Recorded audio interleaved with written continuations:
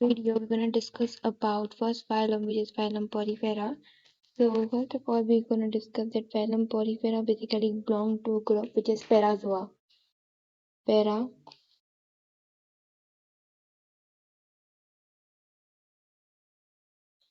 Parazoa, okay. And these phylum Parazoa, you can say group of phylum Parazoa have what they have basically cellular level of organization. Cellular level of organization.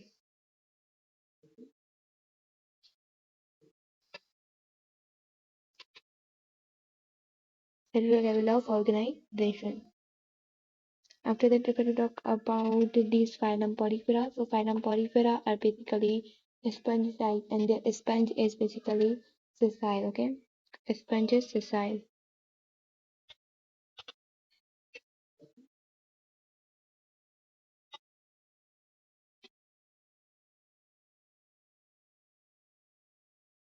Sponges are basically sessile, and they are basically attached to the rock, or you can say anything. But their larva, the larva of this phylum Porifera is motile.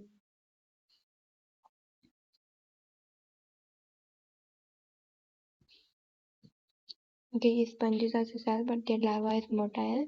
So if I talk about their habitat, so they basically mostly live in aquatic. They are aquatic, and in aquatic they mostly live in marine, or some are also found in freshwater too. And if I talk about their range, so their range is basically few millimeter in wide and a meter long in the width. And here they are basically multicellular,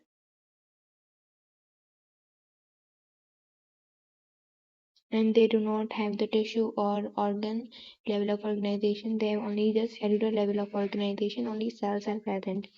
If I to talk about symmetry, so their body is what? Their body have lack of symmetry. This means they are asymmetrical. Asymmetry, okay. And after that, which type of cells they contain? So if I to talk about the outer layer of a sponge, sponges are basically the phylum Porifera. So outer layer is what? Outer layer, which is pinacoderm. Pinacoderm. Okay, and in this pinacoderm we have what? Which type of cells are present? There are pinacocyte type cells. Pinacocyte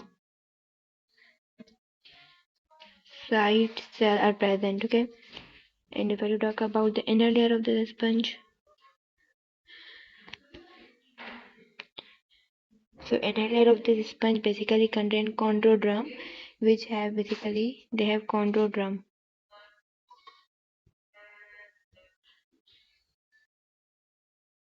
And this chondrodrum is made up of basically flagellated cells, which are known as chondrocytes.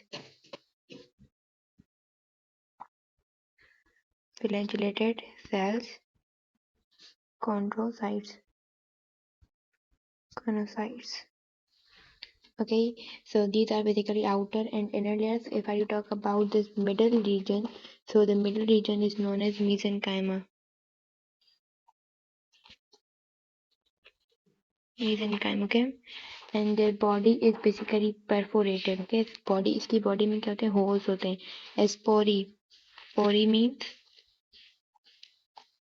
pores. Okay, so their body consists of pores. So here the small pores are known as basically called as ostia, and one large pore is known as osculum. Large pore called as osculum.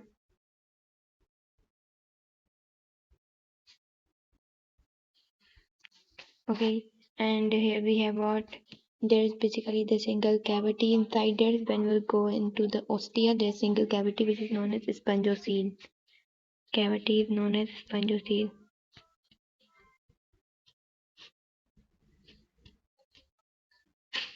Spongiocele, okay. So their cavity is known as a spongiocele. After that, when the water enters basically from ostia, they travel into the canal and into the spongiocele, and through this spongiocele they will move out or remove out from a large opening which is osculum. So this means here we have what? Here we have the ostia, which basically help in what? Water intake. And if we talk about osculum, so this help in water removal.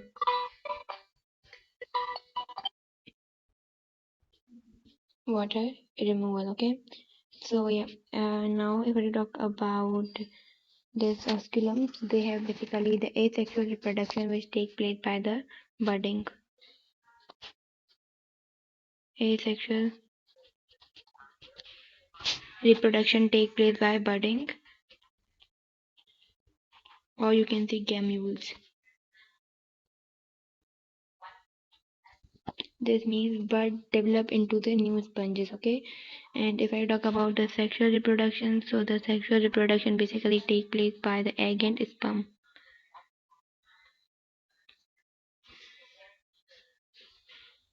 Sperm, okay. And their sexes are separate. अगर क्या हो, sexes may be separate or hermaphrodite. If sexes separate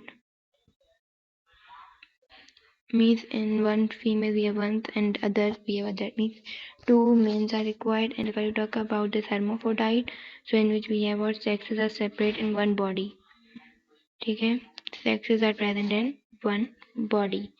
Okay, so yeah, now if I talk about this spongiocele, so they have basically ability of regeneration. They have ability of regeneration.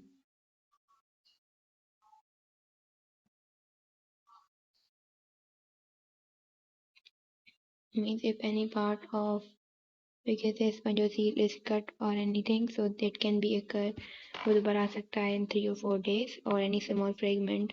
So they have the regeneration ability. Okay, so I hope till that it is clear to you guys. In the next video we're gonna discuss about evolutionary adaptations in the spongiocele. Till that, bye bye.